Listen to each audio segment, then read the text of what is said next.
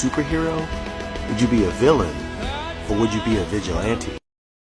Okay, well, let's actually talk about it. What would I be if I was just thrown into like a comic book universe? Well, for starters, I would choose DC because I feel like I would have a bigger impact on DC than I would Marvel here. And for powers, I was kind of thinking about it a little bit, and I was like, you know what? I think I would rather have the same powers as Zanaku, but I can take the mask on and off. And even when I take the mask off, I still have like a portion strength of a Power Rangers power. Now, as for how I'll be in DC, I'm being probably a vigilante, but also a hero. And I think I would actually be like killing villains, but not every villain I come across, right? I'm going to treat it like a normal person thing. However, villains that need to go are the ones that need to go. And I would slowly kind of like make my way to kind of like that bracket of characters that the Justice League keeps an eye out for. You know, they keep an eye on as I'm only killing villains. That still kind of makes me a bit dangerous. Now, villains I would have killed, Queen Bee with her Young Justice incarnation would be very good. Amanda Waller would be my next victim, and I would free the Suicide Squad from, the bombs in their neck and stuff. But however, my first arc, or my first, actual, I guess, crossover arc with the League would be around the Joker. Basically, I would see that Gotham is a much worse place with the Joker around here. And this is when I would have been confronted by the Justice League, or at least Aquaman, Wonder Woman, Martian Manhunter, to discuss, pretty much my goals in a much more conservative manner. Once they go and once they leave, the Justice League actually begins to argue with Batman about actually having some of his rogues gallery deleted. And this actually goes against Batman's principles and his beliefs here, and the League kind of gets into this turmoil. This is when I would meet Wonder Woman again, and she would give me kind of the go-ahead to do so. But once she returns back to the Watchtower, she's hit with her contingency plan. Batman would see that since the League is not really on his side about this, that he decides to take them out with their contingency plans and locks them up in the Watchtower cells. But as he does that, I'm already in Gotham City, talking to the rest of the Bat family: Red Hood, Harley Quinn, Nightwing, Batgirl, Duke, Cassandra Cain, Batwoman, Stephanie Brown, all of them. And, I'm pretty much trying to convince them not to side with me, but to at least see reason. But as I leave, Batman returns and Red Hood kind of steps up to him. And this actually gets Batman that mentally unstable side. The reason why he's not cut out to be a hero. And we actually see Batman beat Red Hood in front of the Bat family to the point where Harley actually shoots him. Like, shoulder shot, shoots him here. And this is when Batman actually goes on a tirade about why he can't kill the Joker, why he can't do it. And this is when he actually gets into a little bit of a scuffle with Nightwing as well about that. But I'm going to leave it off here. If you guys want part 2, just let me know, and I'll give it to you guys. Peace.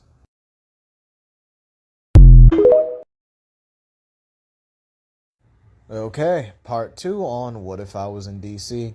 So I think last time I left off, I think I was having Nightwing versus Batman, and I would still have that fight. I'm not gonna, shame it as well. I'm not gonna shame it or just, discard it. I think Batman versus Nightwing over whether or not someone is helping Gotham or hindering Gotham would be a very good point for the story. And this is when they would actually hear the loud alarm at Arkham Asylum. Meanwhile, I would be in Arkham Asylum, killing inmates that have the worst crimes. Okay? For example, Convict King. He could live, but characters like Firefly, he's dead. I mean, this is a well-known arsonist and mass murderer, so he has to go. Scarecrow. Do I really have to say anything about this? Do I really need to? I mean, should I? Nah, I don't think I should. Mad Hatter. Oh yeah, he gotta go. Yeah, he gotta go. There's no way I'm letting Mad Hatter live as well. So he's gone. Next up, Victor Zsasz. Yeah, he gotta go. I mean, he literally. Do you see all them cuts? Those are the amount of people he's killed, and some of those are fresh. He gotta go. Poison Ivy. Yeah, she gotta go. Make sure she stay gone too. Make sure to chop her up and hit her with that Trunks combo. Alright? And this is when I'll be making my way towards Joker's cell. So, a little bit slowly, creepily. And I will open the door. You would actually see Joker actually fearful for once. Kind of like you see here. And he wonders, is he about to die? But this is when a bullet is fired. It goes right past me into the Joker's head, immediately killing him. And this comes from Harley. Now, I'm shocked. I would be ecstatic because I didn't know Harley was right behind me. I didn't know Harley even followed me because I thought she was still dealing with Batman. And I would ask her, why? Why did she do it? And Harley says, just for all the stuff he's done to Jason, to me, and to everyone in Gotham. But Batman and the rest of the Bat family will pull up, and Batman would be furious, asking Harley what he's done, and would even try to actually attack her. Remember, Batman is kind of unstable in this one. And this is when I actually just disarm Batman, and I actually throw him into Joker's cell. And this is when I have his utility belt, and I hand it off to Nightwing. Actually, tell him to hold it for a minute while I address Batman. And this is when I would have a series of events unfold, right? The next day, each member of the Bat family slowly leaves Batman after having a conversation on whether or not they should stay, even keep in contact with him. He's not the man he used to be.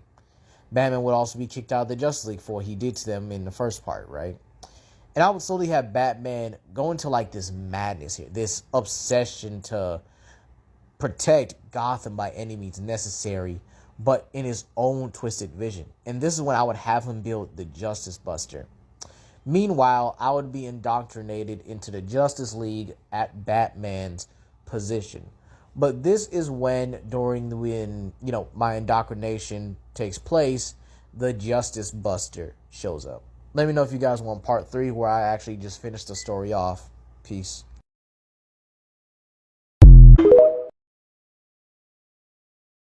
Alright, you guys wanted part 3, so, yeah, here it is. What if I was in DC, part 3. So we begin at the Hall of Justice with the whole, Justice League orientation or whatever, me being indoctrinated into the Justice League, and like I said, the Justice Busters show up.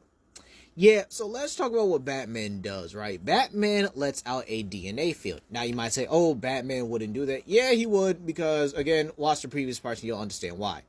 Batman makes it so that no one else but me and him could get in. Superman tries to break the shield, but is actually hit with a feedback so strong it goes into his nervous system and actually begins to make him have a seizure. This is when I inform this to the rest of the league, and Static Shock here is the one to basically break Superman out of that stroke here.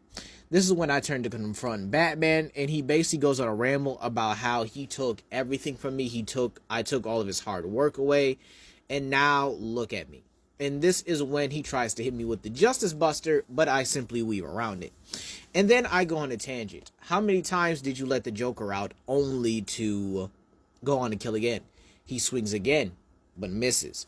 How many people did the Joker hurt before you would have finally put him down? How many people would have he actually killed? How many people deserve to die because you couldn't do what needed to be done? Did Barbara deserve to be shot through the spine? Did Jason deserve to be beaten? He begins to swing wilder, and I mean wildly. Like, this dude is actually on a tangent, like trying to swing and hit me. And this is when he actually connects one blow, but it doesn't faze me. I simply stand there in front of the Justice Buster, almost amused even, stating that this could have all ended differently. This could have all been simple if you had just killed him. And this one I play my flute and the alligator Zord pops out. Yes, ladies and gentlemen, boys and girls, the one, the only, the GOAT, the alligator Zord from Wild Force Power Rangers pops up and consumes the Justice Buster, but just enough so it doesn't kill Batman. And this is when I ask him, was it worth betraying your friends over? Was it worth doing everything you wanted? Was it worth being beaten by Slade? Was it worth the Teen Titans suffering losses? Was it worth everybody suffering losses because you couldn't do what needed to be done? As I leave him to be, Batman then pops something. He pops this kryptonite that gives him this Kryptonian powers, and he blitzes out of the Justice Buster right before it's crushed and is about to try and tackle me, but Wonder Woman tackles him and goes to the moon. This one, a few other Leaguers follow behind her, and we get Batman going up against the Justice League. Let me know down below if you guys want a part 4. Peace.